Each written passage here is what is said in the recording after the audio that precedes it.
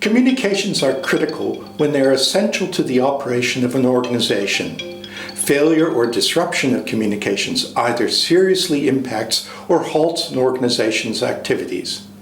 There are several senses of critical that may be involved. Business critical, where the comms failures severely disrupt business activity and may result in significant penalties.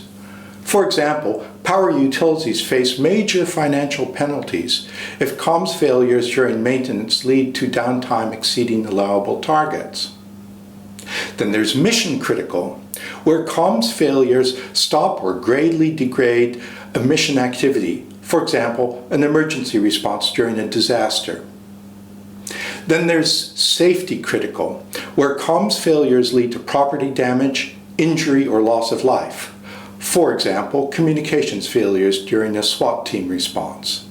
And finally, there's security critical, where comms failures lead to the loss or damage of sensitive data or a compromise of system integrity, for example, in banking systems. Depending on your organization and what it does, your communications may be critical in any or all of these senses.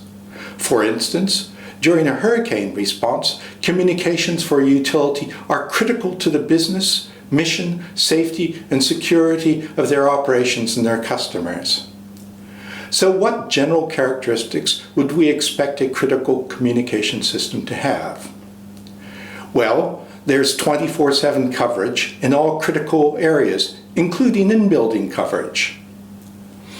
There also needs to be fast, reliable connection, including fail-safe communications that kick in when all other systems collapse or when key parts of the communications network are damaged. This may involve some form of direct mode communications which do not require access to a network, such as simplex radio. Also, dependable mobile connections with fast, smooth handovers across the network. There should also be good group communications for both voice and data. Talk groups may need to be set up and modified on the fly and should allow individuals to enter a group call after it has started. This is also known as late entry. There should also be an ability to prioritize calls, talk groups, and key personnel. Thus, emergency calls, key command or management groups, and personnel should be able to get priority access and even preempt calls in progress.